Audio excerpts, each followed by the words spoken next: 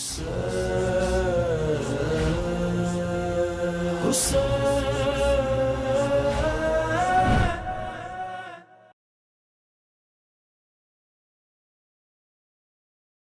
حول ولا قوة إلا بالله العلي العظيم. أعوذ بالله السميع العليم من الشيطان اللعين الرجيم.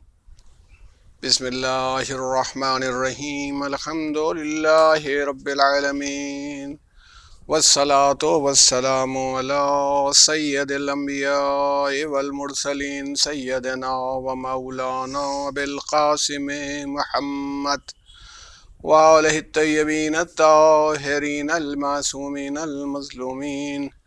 استغفر اللہ الذی لا الہ الا هو الحی القیوم الرحمن الرحیم ذو الجلال والاکرام واسألہ ان یتوب علی توبۃ عبد ذلیل خاضع فقیر بائس مسکین مستکین مستجیر لا يملك لنفسه نفعا ولا ضرا ولا موتا ولا حياة ولا نشورا.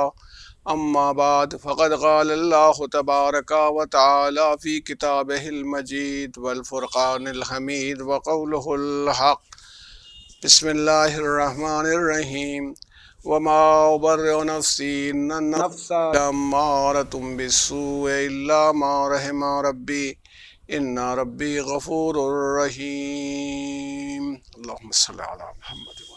ارباب مجلس اور تمام محترم ناظرین و سامعین، قرآن مجید میں سورہ یوسف کی اس آیہ کریمہ کے سلسلے سے آپ سے کچھ باتیں گزار کر رہا ہوں، اور آپ نے ملاحظہ فرمائی جس میں حضرت یوسف علیہ السلام نے یہ بات فرمائی کہ میں اپنے نفس کو برائی سے بری نہیں بتاتا ہوں، کیونکہ نفس کا تو کام ہی ہے کہ انسان کو برائی کی طرف ابھارے.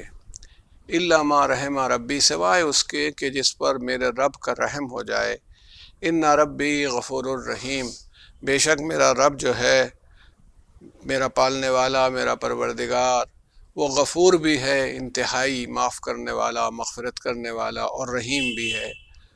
وہ غفور ہونے کے ساتھ ساتھ رحم کرنے والا بھی ہے. تو یہ بات آپ نے ملاحظہ فرمائی کہ میں نے آپ سے عرض کیا کہ تمام لوگوں کے ساتھ یہی ہوتا ہے کہ جسم اور روح کی حد تک تو بڑی مماثلت ہوتی ہے، بہت کمپیٹیبلٹی ہے انسانوں میں، لوگ جو ہیں. لیکن جب کیا ہوتا ہے کہ جو نفس ہے وہ انسان کو برائی کی طرف ابھارتا ہے، تو مورلی یا اخلاقی طور پر یا تو انسان اچھائیوں کو قبول کرنے لگتا ہے اور اس کی طرف ترقی کرنا شروع کرتا ہے، مگر وہ ایفرٹ کے ساتھ ہی ہوگا، کوشش ہوتی ہے، کیونکہ قرآن میں خود پروردگار عالم نے فرما دیا ہے کہ بھائی ہم نے الہام کر دیا. اللہ تعالیٰ کہتا ہے ہم نے الہام کر دیا انسان کو کہ برائی کیا ہے اور اچھائی کیا ہے، اس کا ہم نے اسے پتہ بتا دیا. فَأَلْهَمَهَا فُجُورَهَا وَتَقْوَاهَا. اب اس کے بعد یہ ہے کہ کامیاب آدمی وہ ہے، قد افلح من زکاہا، جو کامیاب تو وہ ہوا جس نے اپنے نفس کو زکی بنایا، پاکیزہ بنایا، اس کا تزکیہ کیا، اس کو امپروو کر دیا موریلی.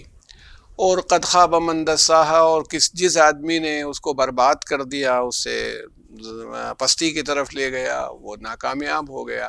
تو اس کا مطلب ہے کہ اس میں دونوں طرح کی ٹینڈنسیز ہیں، رجحان نفس کی ترقی کے بھی موجود ہیں اور نفس کے پستی کی طرف جانے کی بھی موجود ہیں. آپ کے ذہن میں اتنے دنوں کے ڈسکشن سے یہ بات آ چکی ہوگی کہ نفس کا اصل ترجمہ تو شاید مشکل ہوگا کہ ٹرانسلیشن کریں، کیونکہ جو کانسیپٹس ہوتے ہیں وہ بڑا مشکل ہوتا ہے کہ دوسرے سسٹم میں پہنچ کر کے وہ صحیح معنی دے سکے.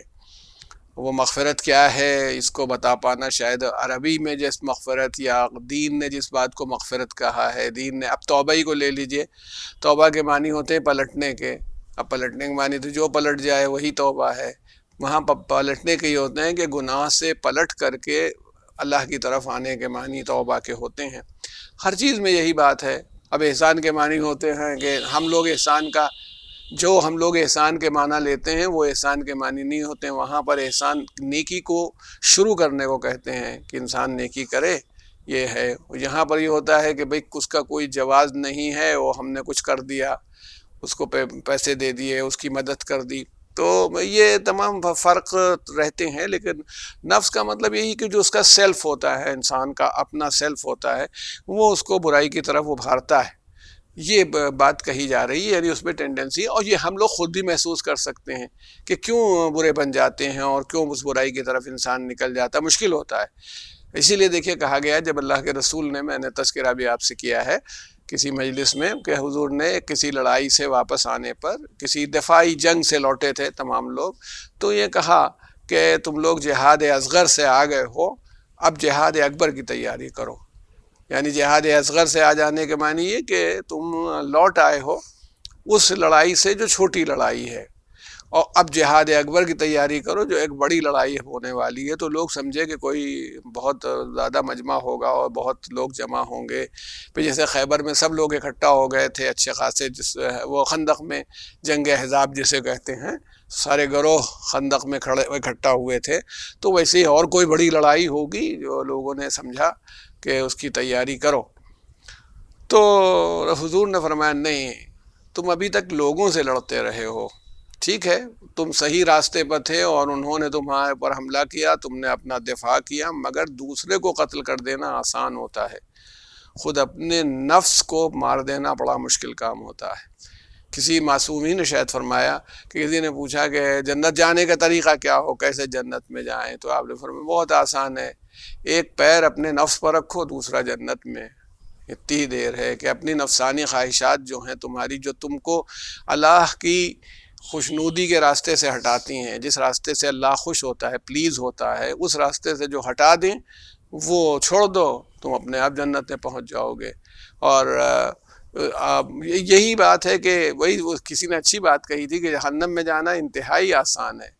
اگر کوئی آدمی جہنم میں جانے کے لیے تیار ہو جائے تو کچھ نہیں، بس آپ کے اپنے نفس کی پیروی کرتے چلے جائیں، راستہ صاف. جنت میں جانا اتنا ہی مشکل ہو جاتا ہے کیونکہ اپنے نفس سے جہاد کرنا پڑتا ہے، اپنے نفس سے لڑنا پڑتا ہے. اچھا تھوڑی لگتا ہے کہ صبح کے وقت اٹھ کر کے نیند چھوڑ کر کے اور آدمی وضو کرے اور نماز کے لیے کھڑا ہو. بتائیے یہ سب چیزیں گھر میں رکھی ہوئی ہیں، روزہ رکھے ہوئے ہے، تو یہ چیزیں پسند نہیں آتی ہیں انسان کو.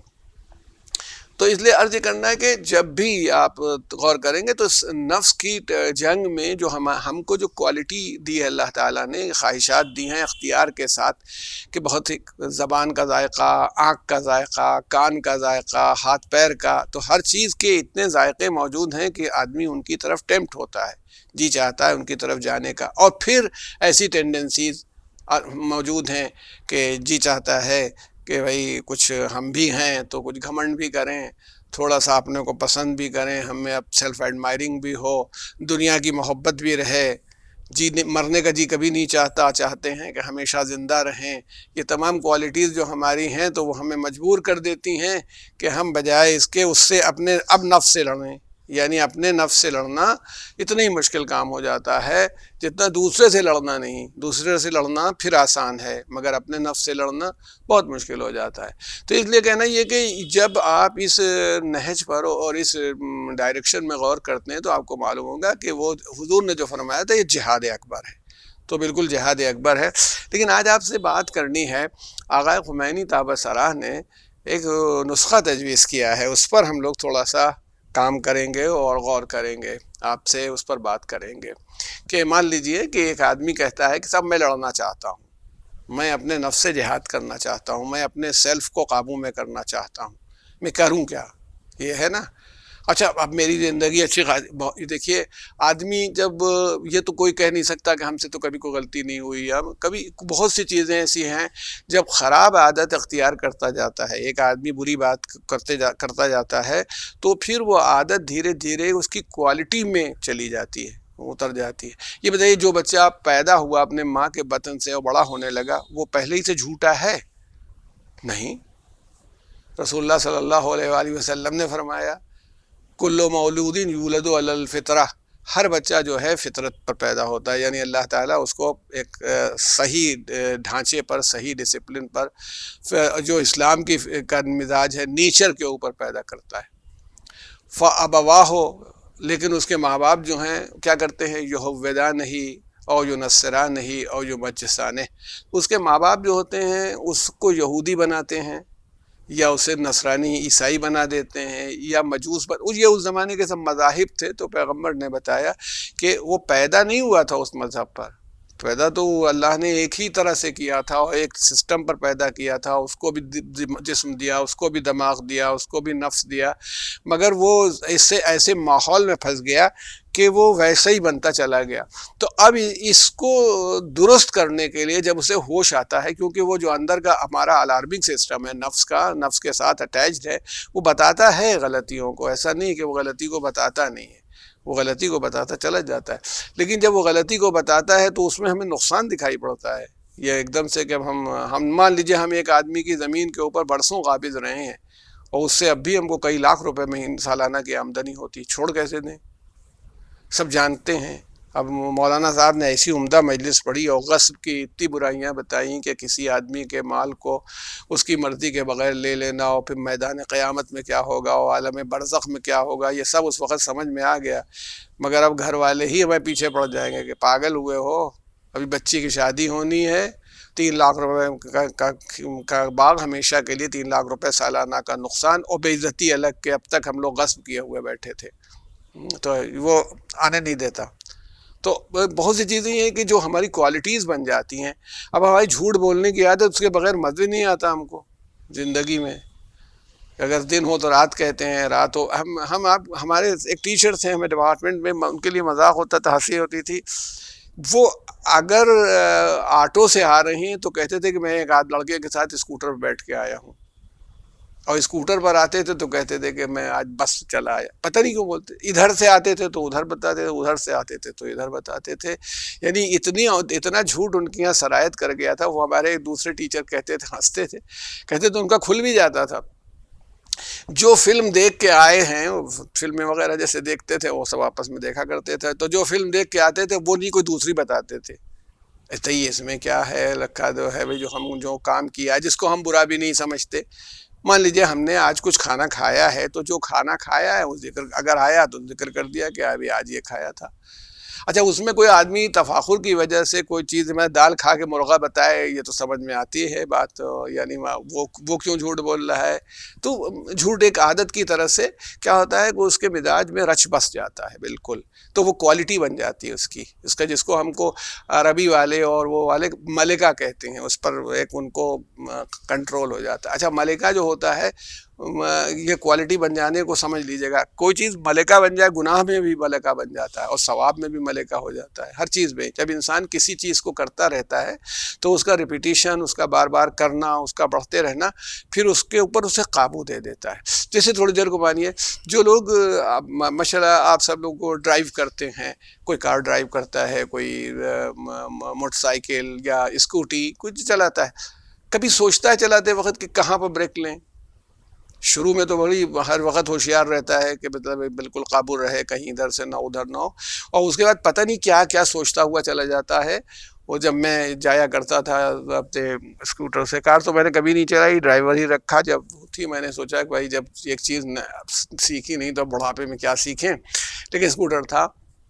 تو جب اسکوٹر تھا تو میں جاتا تھا تو اکثر تو پورے لیکچر کے بارے میں سوچتا رہتا تھا، اور ڈپارٹمنٹ پہنچ کے خود پیر اس پر لگتا تھا کہ اچھا رک گئے، آ گئے، یہ سوچتے بھی نہیں تھے. یہ چیز کہلاتی ہے کہ انسان کوئی عمل کرتا رہے تو دھیرے دھیرے وہ ملکے میں کنورٹ ہو جاتی ہے. تو اب ملکے میں کنورٹ ہو جاتی تو پھر دقت نہیں آتی. وہی بات جیسے برائی کرنے میں دقت نہیں آ رہی تھی، ویسے بھی بھلائی کرنے میں بھی دقت نہیں آتی. یہ تو عادت ہی ہے. تو اب اس لیے وہ جب کوشش کرنی چاہیے کہ وہ انسان کی کوالٹی بن جائے، نیکی اس کی کوالٹی بن جائے، ایمانداری اس کی کوالٹی بن جائے، سچ بولنا اس کی کوالٹی بن جائے. اس کو جھوٹ بولنے میں دقت ہوگی، سچ بولنے میں دقت نہیں ہوگی. ماشاءاللہ سب آپ حضرات سنتے رہتے ہیں، جانتے رہتے ہیں. آپ کے پاس کوالٹی ہے کہ آپ مجلس سے دوسرے کی چپل پہن کے نہیں آئیں گے. مسجد سے کسی دوسرے کی اچھی چپل دیکھ کے کہ ابھی پرانی بدلنی ہی تھی، باٹا سے نہیں لینی تھی، تو یہ ایک مومن کی لے جائیں، اس کو ثواب ہوگا. اپنی چپل چھوڑ کے آپ ایسا نہیں کریں گے. میجورٹی ہماری اس کام کو نہیں کرے گی.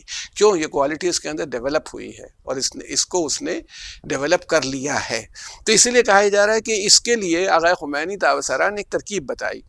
اور وہ ترکیب مجھے بہت اچھی لگی، ان کی کتاب میں ہے ترکیب کہ دیکھو اگر تم اپنی اصلاح چاہتے ہو اور نفس کی اصلاح چاہتے ہو تو تمہیں کیا کرنا ہے، پہلے غور و فکر کرو، سوچو، اپنے بارے میں سوچو، اللہ کے بارے میں سوچو، تمہیں غور و فکر کرنا ہے اور روز تمہیں سوچنا ہے، یعنی رات ہی کا وقت بنا لو، بستر پر لیٹو، اور فرمایا کہ یہ سوچنا بہت لمبی لمبی عبادتوں سے بہتر ہوگا۔ اپنا ایک جائزہ لو، اب ہم اپنا جائزہ لیں گے تو ہمیں معلوم ہو جائے گا کہ بلا وجہ اچھا میں نے سوچنا شروع کیا، میں گیا تو فلاں فلاں جگہ بیٹھا، میں نے کہنا نہیں چاہیے تھا، فلاں کی غیبت کی، بیک بائٹنگ کی، اس کی برائی کی، نہ کرتا تو اچھا تھا۔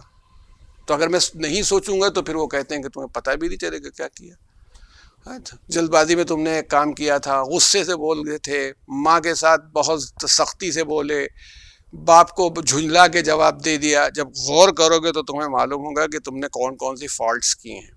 فرماتے کہ غور و فکر کرو۔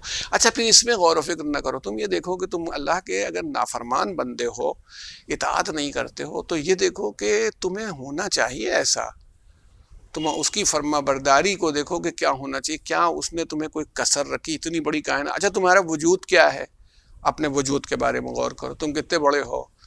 تو تم اپنا وجود اگر ٹرائی کرنا چاہو تو پھر تمہیں پتہ چلے گا کہ یہ زمین جو ہے جس سولر سسٹم میں ہے اور جس کہکشاں میں یہ ہے، اس سے بڑی بڑی پتہ نہیں کروڑوں کہکشانے موجود ہیں۔ اس کا پوری کائنات جو اللہ نے بنائی ہے اس کا ابھی 4% شاید دیکھا گیا ہے، 96% تو آدمی ٹیلیسکوپ سے بھی نہیں دیکھ پائے، پتہ ہی نہیں۔ جو کائنات اللہ نے بنائی تھی وہاں سے جو روشنی چلی ہے وہ ابھی آئی نہیں آپ تک، یعنی 1,86,200 میل فی سیکنڈ روشنی آ رہی ہے اور وہ آپ تک پہنچی نہیں جب سے بنی ہے۔ اب کتنے بلین ایئر ہو گئے کہ ملین ایئر ہو گئے، ابھی تک روشنی نہیں آئی، تو کتنی بڑی کائنات۔ اس میں تم غور کرو کہ سولر سسٹم تمہارا، زمین سورج کے مقابلے میں کچھ نہیں ہے، اور تمہارے سورج سے بھی بڑے چھٹے امام کے حوالے سے بات آئی ہے کہ آپ نے فرمایا کہ تمہارے سورج کے مقابلے میں کروڑوں گنا بڑے سورج ہیں جو کوثار کہلاتے ہیں، اور کوثار جو ہیں ان کی روشنی اس سے اتنی زیادہ روشنی ہے، اور اسی لیے اللہ نے اپنی رحمت سے اس کو دور رکھا ہے کہ بھیا جل نہ جاؤ، تمہیں آنکھیں نہ ختم ہو جائیں، تم اس قابل ہی نہیں رہ جاؤ گے۔ اگر یہ سورج آدھے ڈسٹینس پر آ جائے جتنے پر زمین سے ہے تو آگ لگ جائے زمین میں، کوئی چیز سلامت نہیں رہے گی، اور اگر اس سے مثلاً ڈبل ڈسٹینس پر چلا جائے تو ہر چیز جم جائے گی، برف ہو جائے گی یہاں، یہ اس کی رحمت ہے۔ تو سوچو اب پھر زمین کتنی بڑی ہے، رائی کے دانے کے برابر بھی نہیں ٹھہرتی، اس میں تم کیا ہو۔ تو تم ذرا اپنے کو سوچو، پھر اپنے رب کا بارے میں سوچو، اس نے اس کے باوجود تمہیں اشرف بنایا، تم پر رحم کیا، تمہیں پتہ نہیں کیا کیا چیزیں عطا کی ہیں، سسٹم تمہیں دیا، آکسیجن تمہیں دی، پانی دیا، یعنی ابھی تو معلوم ہو گیا تھا، ابھی بیماری میں معلوم ہو گیا تھا کہ آکسیجن کیا چیز ہے اور کتنی قیمتی ہے۔ یہاں صبح سے شام تک آدمی آکسیجن لیتا رہتا ہے، ایک نیا پیسہ نہیں دیتا اللہ کو۔ تو کیا کہنے کو فرمایا، کیا غور نہیں کرتے ہو کہ جب اتنے احسانات ہوں تو جس نے اتنے احسان تمہارے اوپر کیے ہیں اس کا شکریہ ادا کرو، اپنی سر کو جھکا دو۔ یہ تمہارا دل کہتا ہے کہ ایسا ہونا چاہیے، ایک آدمی احسان پہ احسان کیے جا رہا ہو تو اس کا شکریہ ادا کرو، چاہے کہ رب وجود سے لے کے، وہ پوری بحث میں نہیں پڑھنا چاہتا ورنہ پھر وہی وجود پر بات آ جائے گی۔ تو کہا کہ پہلے غور و فکر کرو تھوڑا سا، جب تم غور و فکر کرو گے تو تمہیں اندازہ خود ہونے لگے گا، ٹھیک ہے۔ اچھا یہ بھی ہے، ایک طرف تو اس کے احسانات ہیں، دوسری طرف خوف کرو۔ شاید فرمایا کہ دوسری طرف تمہیں خوف بھی ہونا چاہیے۔ خوف کیا؟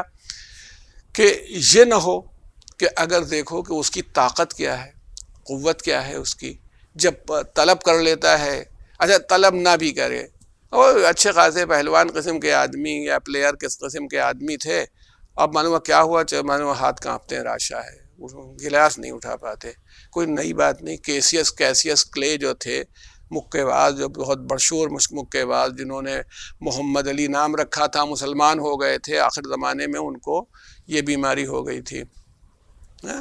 تو اب بتائیے ہاتھ ہل رہا ہے، ایک پہلوان قسم کا آدمی، یعنی اس کا مطلب ہے اگر ہمارے ہاتھ پیر آنکھ کان ناک سب صحیح چل رہے ہیں تو اس کی رحمت کے سہارے سے چل رہے ہیں، ورنہ ایک سیکنڈ نہیں لگے گا۔ کام ختم ہو جائے گا، زندہ رہیں گے وہ کسی قابل نہیں، اٹھ نہیں سکتے، بیٹھ نہیں سکتے۔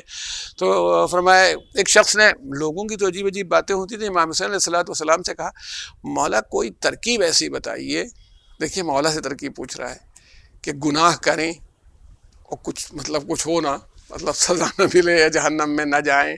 تو جانتا ہے کہ یہ تو پتہ نہیں ان کے پاس کتنی ترکیبیں ہوں، صاحب علم ہیں اور تمام اختیار ہے، سید شباب اہل الجنہ ہیں۔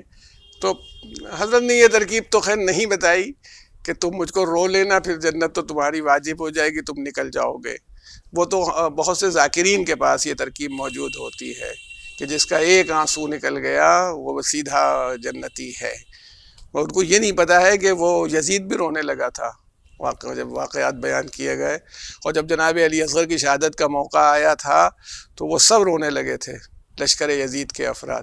تو رونا معرفت کے ساتھ ہے، بے معرفت رونے کی کوئی حیثیت نہیں۔ کتنی عورتیں فلم دیکھ کے رونے لگتی ہیں، جس رونے سے کوئی فائدہ نہیں ہے۔ یہ ذہن میں رہے کہ امام حسین کی معرفت جو ہے وہ اصل حقیقت ہے۔ تو اب یہ عرض کرنا ہے کہ وہ جب اس بات ہوئی کہ تو حضرت سے پوچھنے لگا، تو حضرت نے بھی یہ نہیں کہا کہ ڈانٹ دیا ہوتا، اس کو بھگا دیا ہوتا کہ گناہ کرنے کے لیے مجھ سے پوچھ رہا ہے، وہی بات کر رہا ہے۔ بہت مشہور ہے حضرت کی ان روایتوں میں۔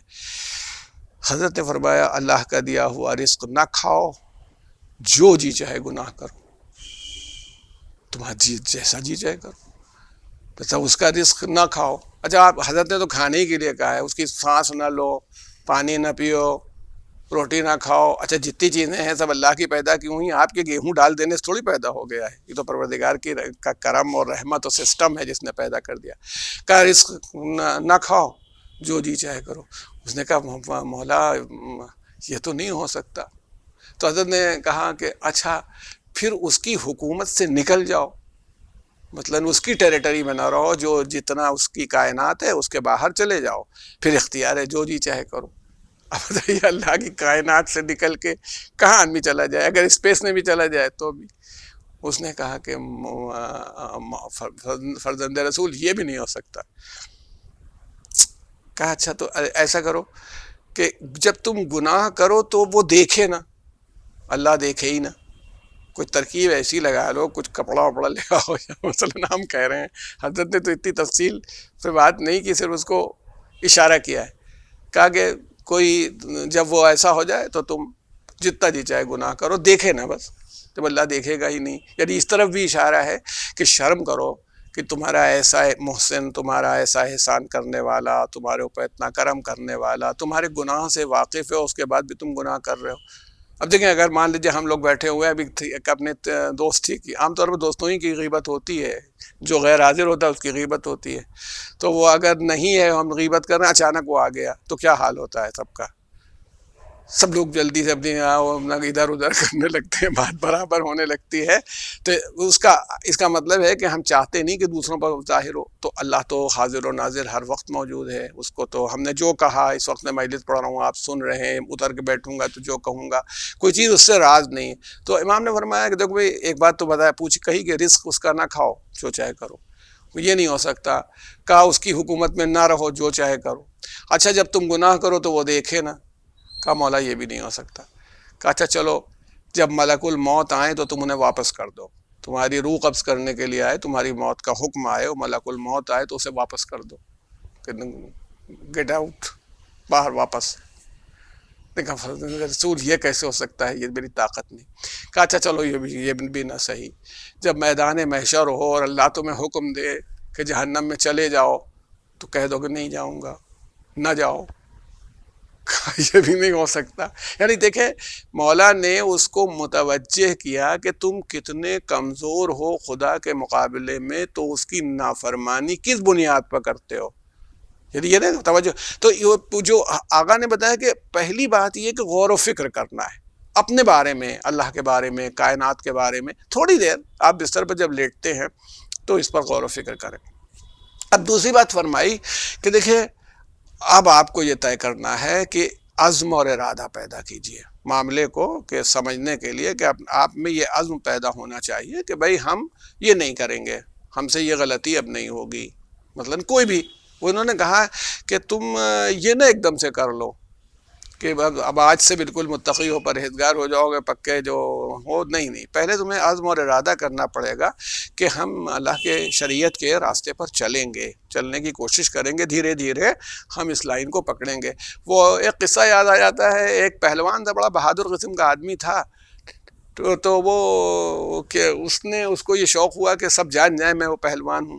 تو اب دوستوں نے مشورہ دیا تم ہاتھ میں ایک بینر لیا رہا کرو، کوئی پلیکارڈ ہو، تمہارا پلیکارڈ ہو، اس میں لکھا ہو کہ یہ وہ پہلوان ہے جو ہمیشہ جیتا ہے، کوئی اسے ہرا نہیں پایا۔ اسی کچھ سمجھ میں نہیں آیا، آخر میں ایک دوست نے مشورہ دیا کہ تم یہاں گدوا لو، وہ ٹیٹو بنتا ہے نا جیسے، وہ کہا گدوا لو شیر، تو جو دیکھیں گے بازو پر تمہارے پہلوان نکلو گے شیر، تو سب لوگ مشہور ہو جائے گا جس کے بازو پر شیر گدا ہوا ہے وہ پہلوان کسی سے ہارا نہیں۔ اس کو یہ ترکیب پسند آئی، تو اس نے ٹیٹو خود وہ جو ہوتے ہیں گودنے والے نیچرل ہے، وہ اس کو گرم کرتے ہیں، اور گرم کرنے کے بعد چبھوتے ہیں تو تکلیف تو ہوگی۔ تو جیسے ہی اس کو، اچھا بہت سے لوگ ایسے ہوتے ہیں بڑی پہلوانی بخالی انجیکشن دیکھ کر کے کانپ جاتے ہیں، یوں بڑے پہلوان ہیں مگر ڈاکٹر صاحب کی ادھر سوئی کا معاملہ ہوا، اور تو جیسے ہی اس نے سوئی چبھوئی تو یہ بڑی زور سے ان کو تکلیف ہوئی، چیخے، کہنے لگے کہ کیا کر رہے ہو؟ اس نے کہا کہ بھئی منہ بنا رہا ہوں اس کا۔ کہا اچھا منہ نہ بناؤ اس کا، شیر کا منہ نہ بناؤ، چھوڑ دو۔ پھر اس نے بنانا شروع کیا، تو اس نے کہا کہ آپ کیا بنا رہے ہو؟ کہا شیر کے کان بنا رہا ہوں۔ کہا کان نہ بناؤ۔ پھر اس کے بعد تو پھر گودنا شروع کیا آگے بڑھ کے، تو اس نے کہا اب کیا بنا رہے ہو؟ کہا پیٹھ۔ کہا پیٹھ نہ بناؤ، پھر چھوڑ دو پیٹھ۔ اس کے بعد پیر بنانے کی بات آئی تو کہا پیر نہ بناؤ، اس کو تکلیف ہوتی رہی، تو اس نے رکھ دیا اور کہا یہ بھائی آپ نے کوئی شیر ایسا دیکھا ہے کہ جس کے نہ منہ ہو، نہ پیٹ ہو، نہ پیٹھ ہو، نہ پیر ہو، نہ کان ہو؟ ایسا شیر دیکھا ہے؟ تو لوگ کہنے، اس کے دوست بھی کہنے لگے نہیں بھائی ایسا کیسے ہو سکتا ہے، وہ بھی۔ مگر یہی بات ہمارے لیے بھی ہے، ایسی فرمان برداری دیکھیے دین کی کہ نہ نماز ہو، نہ روزہ ہو، نہ حج ہو، نہ سچ ہو، نہ ایمانداری ہو، نہ وعدہ پورا کرنا ہو، اس کے بعد آدمی مومن ہو۔ اس کے اندر معلوم ہوا کہ ان سے بڑا کوئی مومن نہیں۔ ان کے مومن ہونے کی پہچان کیا ہے کہ ان سے بڑی حاضری کوئی نہیں کرتا۔ حاضری ہوتی ہے اور سب کے لیے عام ہوتی ہے، اس لیے یہ بڑے مومن ہیں۔ جی نماز یہ پڑھتے نہیں، ان کے شیر کا منہ غائب ہے۔ روزہ رکھتے ہیں؟ جی نہیں، روزہ نہیں رکھتے۔ حج انہوں نے کیا ہے؟ نہیں، حج اس لیے نہیں گئے ہیں کہ بال کٹوانے پڑ جائیں گے، فیشن کے بالکل خلاف ہے، بال منڈ جائیں گے۔ تو آپ بتائیے کہ کیسے ہوگا؟ وہ دین کہاں سے ہم لے کے چلے آئیں کہ جس میں دین کے احکام ہی غائب ہو جائیں؟ اللہ، بحث یہ نہیں کہ اللہ کو نماز کی ضرورت ہے، معاملہ یہ ہے کہ اللہ کو دیکھنا یہ ہے کہ یہ میری فرما برداری کرتا ہے کہ نہیں کرتا ہے۔ تو اس لیے یہ بات یاد رکھیے کہ عزم اور ارادہ آپ کو کرنا ہے کہ آپ ایسا کریں گے، اور جب یہ عزم و ارادہ کریں گے نا تو پھر آپ کے اندر ایک طاقت اپنے آپ پیدا ہوگی۔ نہیں، آپ نے پہلی منزل پر غور و فکر کیا، سوچا، غور کیا، اس کے بعد دوسری منزل جو آئی وہ عزم و ارادے کی تھی کہ آپ نے ایک بات ٹھان لیا کہ میں یہ کروں گا، اور ٹھان لینے کے بعد آپ نے اس پر عمل شروع کیا۔ ٹھیک ہے، یہ اسٹیج آئے گی۔ تو پہلے ایسا نہیں ہو سکتا کہ ایک دم سے عمل ہونے لگے۔ اچھا جو آدمی نماز نہیں پڑھتا تھا اور نماز پڑھنے، مان لیجیے کبھی کبھی ایسا ہوتا ہے، میری خیر کیا وہ بساط ہے، مگر ایسے علماء تو ماشاءاللہ مجلس صاحب کے ون پر بھی پڑھتے ہیں کہ ان کی جو واعظ و نصیحت ہے وہ اتنی اثر انداز ہو جاتی ہے کہ لوگ اس پر عمل کرنے لگتے ہیں۔ تو پھر تو کیسے ہوتا ہے؟ پہلے غور و فکر کرتے ہیں اس پر، پھر سوچتے ہیں کہ مجھے کرنا چاہیے، اور اس کے بعد بہت سے لوگ اسے بھی ہے اس طرح کی خالی نظر و نیاز ہی بتاتے رہتے ہیں، تعویذ، نظر و نیاز، وہ آسان لگتا ہے لوگوں کو عمل کرنے میں کہ فلاں تاریخ کو یہ نظر کر دو، اس نظر کے یہ فوائد ہیں۔ تو مقصد یہ ہے کہ ابھی ہم کسی سے کہہ دیں کہ فلاں تاریخ کو روزہ رکھو تو بھاگ کھڑا ہوتا ہے، فلاں تاریخ کو نظر کر دو وہ آسان لگتی ہے کہ بھئی چلو اتنا خرچہ ہی تو ہوگا، خالی نظر ہو گئی۔ تو کہنا یہ نا کہ جب عزم اور ارادہ آپ کر لیتے ہیں نیکی کا، تو یہ سیکنڈ اسٹیج آپ کی ہوتی ہے کہ آپ نے ایک پکا ٹھان لیا کہ میں یہ کروں گا۔ اب میتھڈ کیا ہو، وہ آغا نے بہت اس میں بڑا کمال کیا ہے، بالکل نہیں استاد جیسے بتاتا ہے وہ بات بتائی۔ کہا دیکھو اگر تم نے پہلے ہی دن سے یہ سوچا کہ میں ہمیشہ کے لیے چھوڑ دوں گا، تو پھر تو شیطان اور شیطان کے چیلے لگ جائیں گے کہ پاگل ہوئے ہو۔ اب یہ میں دیکھیے، میری خرابیاں جو میں کہتا ہوں، میں موبائل کا ایڈکشن رکھتا ہوں، موبائل ایڈکٹ ہوں۔ اگر میں نے غور کیا اور سوچا کہ بھئی میں تو پورے 24 گھنٹے میں قریب 13-14 گھنٹے موبائل ہی پر رہتا ہوں، تو یہ تو ختم ہو گیا، پھر کھانا پینا سونا، پھر اس کے بعد ہی تو نماز اس میں تو میں کیسے کروں؟ اب وہ اگر میں نے کہا چلو موبائل چھوڑے دیتے ہیں تو شیطان کہ پاگل ہوئے ہو، یہ والا پروگرام نہ دیکھو گے، ان کو واٹس ایپ پہ جواب نہیں دو گے، یہ فیس بک نہیں دیکھو گے تمہارے، تو وہ ایک گھبراہٹ سی ہونے لگی۔ ایک آدمی گانا سنتا ہے، شوقین ہے گانا سننے کا، اور شروع سے عادت رہی، کسی نے منع نہیں کیا، گانا سنتا رہا، برا بھی نہیں سمجھا اس کو۔ ہمارے امام جعفر صادق علیہ السلام نے فرمایا کہ گانا سننا بدکاری کرنے سے، ناجائز تعلقات سے بدتر ہے۔ اور آغا خمینی نے فرمایا، اسی کتاب میں لکھا ہے کہ ہمارے استاد کہتے تھے کہ گانا سننے کی سب سے بڑی خرابی یہ ہے کہ آدمی کے ارادے کو کمزور کر دیتا ہے، جو ارادہ اس کا ہوتا ہے وہ کمزور ہو جاتا ہے، وہ مضبوط ارادے والا آدمی نہیں رہ جاتا۔ تو مقصد یہ نا کہ وہ ہم کو پھر پھنسائے گا، جو شیطان کا اپنا وار ہے وہ چلے گا کہ دیوانے نہ بنو، قاعدے سے رہو، بڑے قابل ہو گئے ہیں، اب یہ نہیں کریں گے، تو مان لیجئے کہ وہ اس میں پھنسائے گا۔ غیبت، ارے یار 4 دوست بیٹھیں گے باتیں کریں گے، تم کیا لڑ جاؤ گے؟ سب سے دوستی چھوڑ دو گے ایک بات، اور تم منہ پہ اپنے پٹی باندھ لو گے، تو وہ آپ کو اس میں کوئی نہ کوئی جس چیز کو آپ چھوڑنا چاہتے ہیں اسی کے پیچھے پڑ جائے گا۔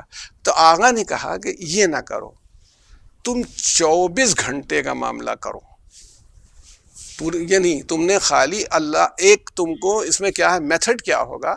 تمہارا میتھڈ یہ ہوگا کہ تم اللہ تعالیٰ سے ایک ایگریمنٹ کرو گے تمہارے اور خدا کے بیچ میں کہ پالنے والے میں تیرا بندہ ہوں، ابھی تو میں یہ طاقت نہیں پاتا ہوں کہ میں اس کو ہمیشہ کے لیے چھوڑ دوں، مگر میں تجھ سے عہد کرتا ہوں کہ اس وقت رات کا 10 بجا ہے، کل رات 10 بجے تک نہیں کروں گا، یہ میرا عہد ہے 24 گھنٹے کے لیے۔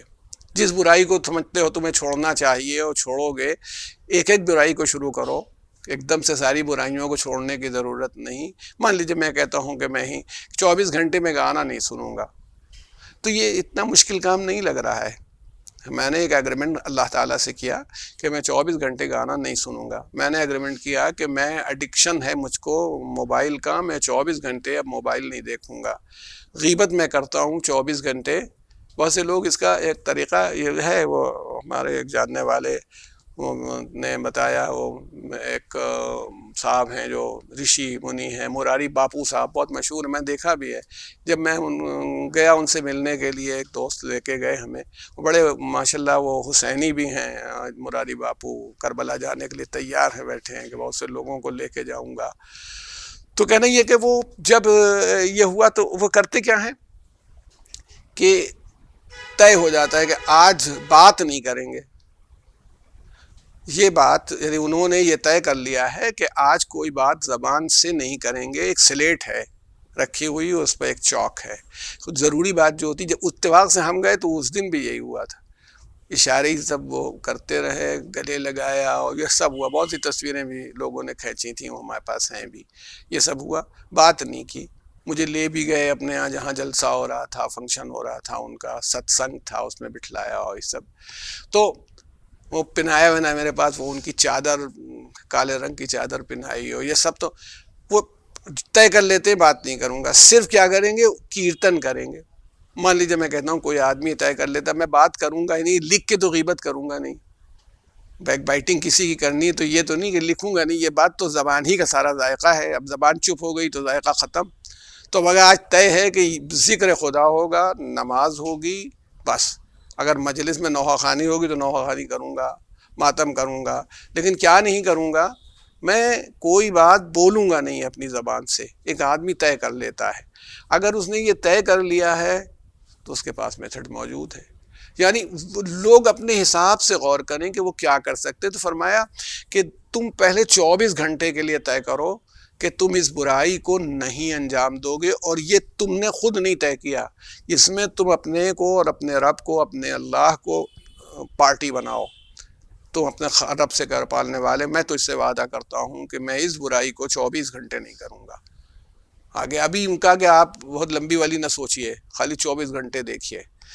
اس کے بعد ارشاد فرمایا کہ 24 گھنٹے میں اب تمہارا دوسرا قدم یہ ہوگا، تمہارے کسی کام میں رکاوٹ نہیں، اسکول جاتے ہو جاؤ، پڑھنے گئے ہو چلے جاؤ، کارخانے گئے ہو جاؤ، دکان پر بیٹھتے ہو سودا بیچتے ہو کرو، تم کو بس خالی سپرویژن کرنا ہے، اپنی نگرانی کرنی ہے، اپنے نفس کی نگرانی کرنی ہے کہ میں نے ایک بات اللہ سے کہی ہے، وعدہ کیا ہے، اس سے میرا ایگریمنٹ ہے، گڑبڑ تو نہیں ہو رہا کہیں؟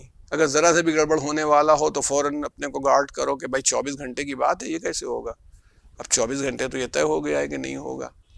تو انہوں نے کہا کہ تم اپنی وہ تمہاری نگرانی جاری رہنی چاہیے، یعنی میتھڈ یہ ہے، طریقہ یہ ہوگا کہ پہلے تم اللہ سے ایک ایگریمنٹ کرو گے 24 گھنٹے کا، اس کے بعد تم پروردگار عالم سے 24 گھنٹے کے ایگریمنٹ کے بعد کام شروع کرو گے، اور جب کام تمہارا شروع ہو جائے گا، مثلا میں نے مثال لی تھی شروع ہی میں کہ موبائل کی ہے کہ بھئی ہر وقت ہے کہ 24 گھنٹے میں موبائل دیکھوں گا ہی نہیں، بخیر خالی کال آئے گی جواب دے دوں گا بس، ٹھیک، یہ میں نے طے کیا ہوا ہے، یا اب ضروری کال ہوگی کر دوں گا، بس اتنا ہی ہے، میں فون کی طرح استعمال کروں گا۔ اب صبح جی چاہ کے اٹھائیں تو نگرانی جو ہو رہی ہے سیلف کی کہ تم نے اپنے رب سے یہ طے کیا ہے کہ رات 10 بجے تک اب تمہیں نہیں اٹھانا، ابھی تو صبح 6 بجے ہے، تو وہ بڑھا ہوا ہاتھ رکے گا، اور اگر اس میں دقت آ رہی ہو تو پھر اپنے رب سے مدد بھی مانگو کہ پالنے والے میں نے تو وعدہ کر لیا ہے تو اس سے میری مدد فرما، شیطان سے مجھ کو محفوظ رکھ، وہ مجھ کو۔ اچھا، ارشاد فرمایا جب 24 گھنٹے ہو جائیں، تمہارا وہ وقت آ جائے، جب ہو جائے تو پھر تم اب اپنا انالیسس کیلکولیشن کرو، جانچو تم نے جو وعدہ کیا تھا وہ پورا کیا، اپنے رب سے کیا کہ کوتاہی ہو گئی۔ اب اس میں دو باتوں میں سے ایک بات ہوگی، ایک آدمی تو وہ ہے جس نے 100% پورا کر دیا ہوگا، ایک وہ ہے جس سے کہیں چوک ہو گئی ہوگی۔ تو ارشاد فرمایا جس نے پورا کر دیا اس کو تو ایک لذت اپنے آپ ہی ملنے لگے گی، جبکہ دنیا کے عمل کی لذت دنیا میں نہیں مل پاتی، بڑی مشکل سے ملتی ہے۔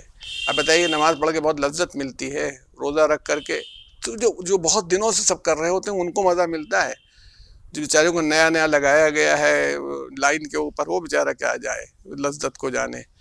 اچھا، ایک بات بالکل آپ سے جوان آدمیوں سے کہتا چلوں، ہر چیز کی لذت پہلے ہی دن نہیں مل جاتی ہے، بری چیز ہے، سگریٹ نہیں پینا چاہیے، بہت نقصان کرتی ہے سب کچھ، لیکن جن لوگوں کو سگریٹ پینے میں لذت آتی ہے، کیا پہلی پھونک سے آئی تھی کہ جس دن انہوں نے لگایا اور کھینچا کھانسی آئی تھی، پھندا لگ گیا تھا؟ لڑکوں نے، ان کے ساتھیوں نے کہا کیا لڑکیوں والی بات کرتے ہو، سگریٹ پیو، جوانوں کی طرح دکھاؤ۔ اب وہ دوستی میں پڑ گیا، یہ غلط عادت کے اندر پڑ گیا، لیکن پہلے دن نہیں۔ میں مجھے ہمارے چچیرے بھائی یاد آ جاتے ہیں، الہباد آیا، مجھ کو یہ شوق ہوا کہ ان کو گھماؤں، لے گیا میں ناولٹی، ایک کافی ہاؤس تھا، وہاں لے گیا، کافی منگوائی، وہ پی نہیں پائے کافی، کیا حقے کا پانی ہے، کیا ہے، ہم کو مزہ آتا تھا اس کی تلخی، وہ جاتے تھے اسٹوڈنٹس کے ساتھ، اور وہ تو عادت ہو گئی تھی۔ تو کہنا یہ نا کہ جب دنیاوی چیزوں کی لذت ایک دن میں نہیں حاصل ہوتی تو آخرت والی چیزوں کی لذت کیسے آپ کو فوراً ادھر آپ نے شروع کیا اور ادھر آپ کو حاصل ہو جائے؟ نہیں ہوگی، یہ تو مان کے چلیے۔ تو عرض یہ کرنا ہے آپ سب سے کہ آغا خمینی نے کہا کہ دیکھو یہاں سے شروع کرو، اس کی لذت تمہیں محسوس ہوگی کہ یار 24 گھنٹے میں نے کر لیا، میں نے اللہ سے وعدہ کیا تھا۔ کہا اچھا چلو اب اگلی بار شروع کرنا تو 2 دن کا کر لینا ٹائم، کہ 24 تک تو تم نکل ہی گئے تھے 24 گھنٹے، اب 48 گھنٹے کر کے دیکھو، اسی برائی کو روک کے اللہ سے ایسے ہی عہد کرو، سپروائز کرتے رہو اپنے کو، اور آخر میں کیلکولیٹ کرو، 2 دن کے بعد 3 دن 4 دن کر دینا، پھر 1 ہفتہ کر دینا، پھر 15 دن کر دینا، تم کو خود معلوم ہو جائے گا کہ تم کمزور نہیں ہو، یہ چیزیں کمزور ہیں تمہارے مقابلے میں۔ پہلے ہی دن سے نہ طے کر لو کہ اب آج سے بس میں متقی و پرہیزگار بن گیا، کیونکہ دیکھیے قرآن میں بھی پروردگار عالم نے جو بات ارشاد فرمائی وہ یہی کہی کہ روزہ رکھنے والوں کے لیے کہا کہ لعلکم تتقون، ہو سکتا ہے کہ تم چانسز ہیں کہ پرہیزگار بن جاؤ، تو ایک دن میں نہ بن جاؤ گے پرہیزگار، رکھتے رکھتے وہ ایک بہت مشہور شعر ہے کہ ایک عمر چاہیے کہ گوارا ہو نشے عشق، رکھی ہے آج لذت زخم جگر کہاں۔ ٹائم چل لگتا ہے ہر چیز میں، عبادات کا مزہ ملنے میں، زیارت کا، تمام چیزوں کا ایک دن میں وہ نہیں مل جاتی چیز، تو یہ تم اس میں کوشش کرو۔ یعنی جو آغا نے بتایا، انہوں نے کہا ایک تو تمہیں غور و فکر کرنی اور روز کرنا ہے، دیکھنا ہے، اچھا بھائی ایک عادت تو چھٹ گئی، اب ہم اس چکر میں غیبت نہیں کرتے، بہت ہوشیار ہو گئے، بہت دن تک نہیں کی، مہینہ 2 مہینہ 4 مہینہ ہو گیا تو لگا کہ ہاں یہ چیز اچھی بھی نہیں ہے اور کوئی فائدہ بھی نہیں ہے۔ اب اس کے بعد دیکھا کہ یار حسد دل میں ہے، جیسے جن چیزوں کو ہم نے ڈسکس کیا ہے اس کو روکا جائے، اب اس کے روکنے کی جو ترکیبیں ہیں وہ لگائی جائیں طے کہ بھائی کم سے کم 24 گھنٹے حسد نہ کریں، پھر 48 گھنٹے نہ کریں، پھر 15 دن نہ کریں، تو وہ تمہیں قابو ہوتا چلا جائے گا. تو دھیرے دھیرے تمہارا، اور جب تم خود خدا کی راہ میں قدم بڑھا دو گے تو وہ تو رحمان و رحیم ہے، وہ تو غفور ہے، معاف کرنے والا ہے، وہ تمہیں اپنی طرف خود سے کھینچے گا. تو ایک مرتبہ تم اپنے عہد کو یعنی غور و فکر کرو، غور و فکر کے بعد ارادہ ہو، ارادے کے بعد عمل.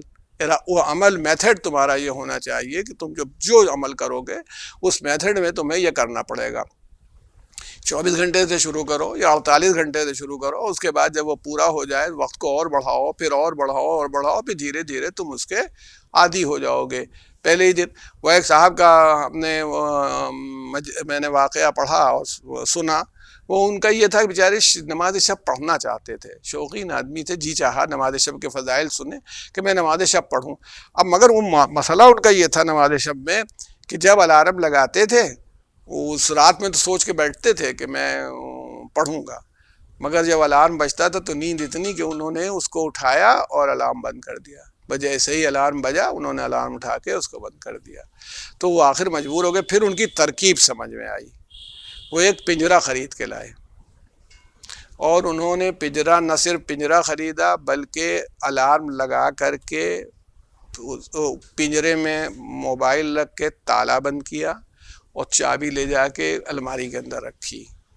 اب وہ الارم جب بجنا شروع ہوا تو بند تو ہو نہیں سکتا، پنجرے کے اندر ہے. اب یہ اٹھیں الماری تک جائیں گے، الماری سے چابی نکالیں گے، پھر پنجرے کا تالا کھولیں گے، تب پھر وہ الارم بند ہوگا. تو اتنی دیر میں نیند ختم ہو جائے گی. تو مطلب کمٹمنٹ کی بات ہے کہ اتنا کمٹمنٹ ہو، جو عزم و ارادہ ہو، تو پھر وہ آدمی چلے گا تو کامیاب ہو جائے گا. بس اب دامن وقت میں گنجائش نہیں، تو عرض یہ کرنا ہے کہ دیکھیے جو بات ہم لوگوں نے دیکھی کہ نفس سے یہ نہیں ہوگا کہ آسانی سے وہ رام ہو جائے اور آپ کے قابو میں آ جائے، کیونکہ شیطانی قوتیں بھی اپنا کام کر رہی ہیں، رحمانی طرف سے رحمت بھی آ رہی ہے، رحیم کی طرف سے، وہ سب ہے. لیکن عمل کرنے کے لیے آپ کے پاس اختیار ہے، آپ کو کرنا ہے. یہ ہے، یہ جب آدمی اس طرح کے غور و فکر میں آ جاتا ہے تو پھر وہ ان تمام چیزوں سے بے پرواہ ہو جاتا ہے. دھیرے دھیرے موت سے بے پرواہی ہو جاتی ہے. ٹھیک ہے، جب اللہ کا حکم ہوگا چلے چلیں گے. اس امام نے یہی کہا تھا. لوگوں نے کہا فرزند رسول آپ لوگوں کو نہیں ہوتی، ہمیں تو بڑی فکر ہوتی، مرنے سے ڈر لگتا ہے وہاں سے کہ ہول آتا ہے. حضرت نے فرمایا بات یہ ہے کہ تم نے آخرت کو ویران کر رکھا ہے، اور ہر آدمی اچھی جگہ سے خراب جگہ جانے میں پریشان ہوتا ہے. اگر تم نے آخرت کو آباد کر دیا ہو تو تمہیں پرواہ نہ ہو. تو اسی لیے دیکھیے اب امام حسن علیہ السلام نے تو جو آئیڈیلز دیے وہ تو ایسے ہیں کہ جو سمجھ میں نہیں آتے. لیکن یہ بتائیے کہ اگر ایک 13 سال کا بچہ ہو، جسے بچوں کو کیا ہوتا ہے، بچوں کے پاس یہ فکر ہی نہیں ہوتی ہے، اور بچہ ہو تو بچے سے ہم کیا امید کریں؟ پہلے تو ابھی اسے اتنا ہی شعور نہیں ہوگا کہ کیا ہو رہا ہے کیسے. اچھا چلیے ہم مان لیں کہ ایک بہت سمجھدار بچہ ہے، 13 سال کا، سمجھ جائے اور یہ ہو جائے، لیکن اس کے اندر وہ کیفیت نہیں ہو سکتی کہ وہ حق کیا ہے، وہ باطل کیا ہے، وہ پھر حق کے لیے جان دینا کیا ہے. یہ آپ بتائیے کہ جناب قاسم امام حسن علیہ السلام کے فرزند ہیں. 13 سال کا سن آپ کا بتایا گیا ہے کربلا میں. کربلا میں 13 سال کے سن میں جناب قاسم علیہ السلام امام حسین علیہ السلام کے ساتھ ہی آئے تھے. اور جب یہ آپ کے ساتھ تشریف لائے جناب قاسم اور رہے، آپ کی والدہ گرامی بھی آپ کے ساتھ تھی. اب یہ دیکھیے ایک بات ہے کہ آپ کی والد کی جو رحلت ہوئی تھی وہ تقریباً 10 سال پہلے ہوئی. 10 سال سے امام حسین علیہ السلام کی سرپرستی میں رہے. یہی نہیں، ان کے اور بھائی بھی آئے ہیں جو شہید بھی ہوئے ہیں. اور جناب حسن مثنی آج جو امام حسین کے داماد بھی تھے وہ زخمی ہو گئے تھے، اور یہ سب بھی معلوم ہے، بہت بچ بھی گئے تھے وہ.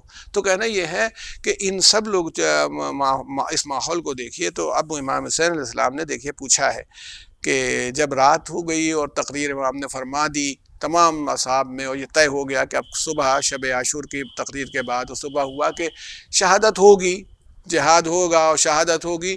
تو حضرت نے پوچھا، اس حضرت سے امام جناب قاسم نے پوچھا کہ چچا میرا نام بھی شہداء میں ہے؟ فہرست شہداء جو ہے آپ کے پاس تو علم ہے، امامت کا علم ہے، اور یہ واقعہ کربلا تو اللہ کے رسول نے آپ کو بتلا دیا ہے، تو کیا میرا نام بھی ہے؟ تو جناب امام حسین السلام نے فرمایا کہ تمہاری نظر میں کسی سے نہیں پوچھا ہے، تمہاری نظر میں موت کیسی ہے؟ موت کیسی ہے تمہاری نگاہ میں؟ تو آپ نے فرمایا کہ شہد سے زیادہ میٹھی ہے. یعنی اپنے عمر کے اعتبار سے بتایا کہ موت جو ہے ہماری نگاہ میں شہد سے زیادہ میٹھی ہے، شہد سے زیادہ شیریں ہے. تو اب یہ آپ بتائیے کہ ایک بچے کو یہ شعور کیسے مل گیا؟ یعنی نفس، بچوں کا تو یہ زمانہ تو ہوتا کھیل کود گھومنا پھرنا، یہی اسی میں مزہ آتا ہے. اچھا کسی مصیبت میں پھنس بھی جائیں تو ٹھیک ہے، جو اب بزرگ کہیں گے وہ کر دیں گے، مگر کسی آدمی کا جہاد کے لیے اور مرنے کے لیے اور شہید ہونے کے لیے تیار ہونا اور موت کو شہد سے زیادہ شیریں سمجھنا کتنا کمال ہے. تو اچھا آپ دیکھیں امام حسین علیہ السلام نے کیا فرمایا، کہا ارے تمہاری نہیں، تمہارا 6 مہینے کا بھیا علی اصغر بھی شہید ہوگا، تمہارا نام تو موجود ہے. تو بیان کیا جاتا ہے کہ جناب قاسم تڑپ گئے، یعنی ان کا شعور کس منزل پر تھا اور ان کا شعور دین کیا تھا. ارشاد فرمایا کہ چچا کیا دشمن خیمے کے اندر آ جائیں گے؟ ارے کیسے، یہ کیا مطلب؟ جناب علی اصغر، ان کی نگاہ میں تو حضرت علی اصغر کی شہادت کے جتنے پہلو ہیں وہ سامنے نہیں آ رہے ہیں. تو انہوں نے کہا کہ کیا آ جائیں گے؟ امام حسین اسلام سمجھ گئے بنی ہاشم کا خون ہے، امام حسن علیہ السلام کا فرزند ہے، تمام فضائل جناب امام قاسم کے پاس موجود تھے. ارشاد فرمایا کہ تمہارا بھائی تب شہید ہوگا اور ایسے شہید ہوگا کہ میں اپنے ہاتھ پر لے کے جاؤں گا اس کو، وہ پیاسا ہوگا پانی پلانے کے لیے، اور تب ایک ظالم کا تیر اس کو لگے گا اور وہ شہید ہو جائے گا. یعنی جناب قاسم کو یہ نہیں بتایا کہ بعد شہادت کیا ہوگا، میری شہادت کے بعد خیمے کا کیا حال ہوگا، بیویوں کا کیا حال ہوگا، کہ اس بچے کی برداشت سے باہر نہ ہو جائے یہ بات، اس کو تکلیف نہ ہو، اس لیے حضرت نے نہیں فرمایا. اچھا اب جب صبح عاشور آئی، دیکھیے غور کیجیے گا، یہی پاکیزہ نفس ہوتا ہے جو انسان کو اپنی موت سے بھی بے پرواہ کر دیتا ہے. ایک بلند مقصد کے لیے، ایک بلندی کے لیے انسان کو اتنا ٹرینڈ ہو جاتا ہے. یعنی یہ وہی بات ہے کہ وہ شیطان خود دیوانہ ہو جاتا ہے. اس نے خود کہا تھا اللہ سے کہ میں بہکاؤں گا، کبھی دائنے سے آؤں گا کبھی بائیں سے آؤں گا، سوائے تیرے مخلص بندوں کے جن کا اخلاص طے ہے ان کو نہیں، میں ان تو کچھ نہیں کر پاؤں گا، لیکن باقی سب کو بہکاؤں گا. اب صبح عاشور آپ کو معلوم ہے کہ جب تک انصار شہید ہوتے رہے اور انصار نے یہ گوارہ نہیں کیا کہ ہماری موجودگی میں امام حسین کے اعزہ شہید ہو جائیں، اس کے بعد جب عزیزوں کی باری آئی اور جناب قاسم کو اجازت نہیں ملی تو فطری بات ہے کہ یہ تو معلوم تھا کہ میرا نام محضر شہادت میں ہے، مگر یہ سمجھ میں نہیں آ رہا تھا کہ میں کیسے میدان قتال میں جاؤں اور کیا ہے. جب چچا سے کہتے تھے تو چچا رونے لگتے تھے، گریا کرتے تھے اور جناب قاسم کو اجازت نہیں دیتے تھے. تو اجازت لینے کے لیے یہ کہا جاتا ہے کہ جناب قاسم علیہ السلام نے کبھی وہ اپنے چچا کے بازو چومتے تھے، کبھی پیروں پر گرتے تھے، کبھی کہ چچا مجھے اجازت دے دیجئے، چچا مجھے اجازت دے دیجئے. آخر کار امام صلی اللہ علیہ وسلم نے بھیجا، لیکن اتنا محبت کا یہ عالم تھا حضرت کی کہ آپ نے ان کا گریبان چاک کر دیا، تحت الحنک جو تھی ادھر ڈال دی. جو یتیموں کا طریقہ تھا کہ یتیم جس طرح سے ہوتے ہیں وہ یتیموں کے طریقے کے اعتبار سے ان کا گریبان چاک کیا. امام کوئی زرہ جناب قاسم کے جس میں مطہر کے اوپر نہیں آ سکی، کوئی بھی زرہ، تو بغیر زرہ پہنے ہوئے، صرف کرتا پہنے ہوئے. اور دشمن نے کہا کہ ایسا لگتا تھا جب قاسم میدان قتال میں آئے حسن کے لال تو مجھے ایسا لگنے لگا کہ جیسے چاند نکل آیا ہو. میں اکثر سوچتا ہوں. اور کہا کہ ان کی جوتی، یہ انہوں نے جو ڈسکرپشن دیا ہے ظالموں کی طرف سے کہ ہر شہید کے سلسلے میں بات کی ہے کہ جناب قاسم کا بتایا کہ جوتی کا ایک تسمہ ٹوٹا ہوا تھا. ابھی دیکھیے اتنی نگاہ ان لوگوں نے کی ہے. جناب قاسم میدان قتال میں آئے، جوش شہادت میں تھے، اور 13 سال کا آپ کا سن تھا، مگر بہرحال امیر المومنین حضرت علی ابن ابی طالب علیہ السلام کے پوتے تھے، تو ان کی شان کیا ہونی چاہیے اور کس طرح جہاد ہونا چاہیے. آپ نے بڑی بہادری سے لڑنا شروع کیا، لیکن سر پر نہ خود ہے، نہ جسم پر زرہ ہے، تلواروں کے وار ہو رہے ہیں، بھوک ہے، پیاس ہے. یہ عالم ہوا کہ جب تلواریں پڑنے لگیں اور اس کے بعد آپ گھوڑے سے نیچے تشریف لائے تو آپ نے آواز دی، یا ماہو ادرکنی، اے چچا میری خبر لیجئے، اے چچا میری مدد کیجئے. پکارا تو امام حسین بے تابانہ دوڑے، اور بے تابانہ دوڑے. تو اس وقت مدد کے لیے جب آپ نے پکارا تھا تو بیان کیا جاتا ہے کہ عالم یہ تھا کہ قاتل آپ کا سر کاٹنا چاہتا تھا. تو جب یہ پورا جو دستہ تھا، یعنی اس وقت تو حضرت عباس بھی موجود ہیں، حضرت علی اکبر بھی ہیں، امام حسین علیہ السلام، ابھی چند افراد تو بنی ہاشم میں موجود تھے جو دوڑ کر کے پہنچے، اور اس بھگدڑ میں جب وہ دوڑ کے پہنچنا چاہتے تھے اور پہنچے تو دشمن کے سپاہی بھی بھاگے، اور وہ قاتل جو تھا وہ بھی، تو دشمن کے سپاہی سر تو نہیں کاٹ سکا، مگر بھاگنے میں جناب قاسم کا لاشا پامال ہو گیا۔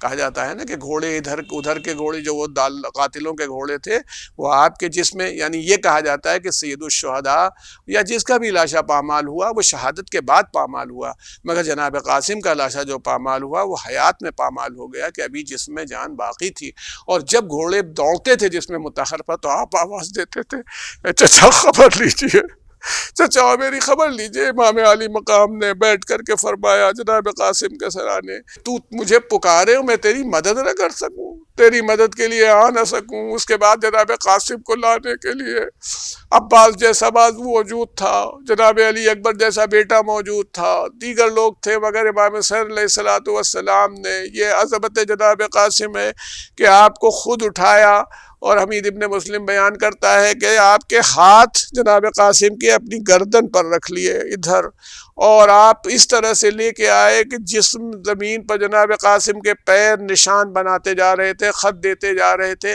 تو ہمارے علماء کہتے ہیں کہ اس کا مطلب ہے کہ لاش کی پامالی سے جسم اقدس اور ہڈیوں کا یہ عالم ہو گیا تھا کہ آپ کا قد لمبا ہو گیا، تبھی امام حسین علیہ السلام کی گردن میں ہاتھ ہونے کے باوجود پیر زمین میں خط دیتے جا رہے تھے، اور خیمے کے قریب آ کے آواز دی، قاسم کا لاشا لا کر کے پکارا کہ زینب قاسم شہید ہو گیا، میرے بھائی کی نشانی مٹ گئی۔ ان کی والدہ دوڑ کے آئی، میرا بیٹا، مگر شکر کرتی ہوئی آئی کہ آج میرے بیٹے نے میرے دودھ کی لاج رکھ لی اور حسین پر شہید ہو کر کے اپنے حق کو ظاہر کر دیا۔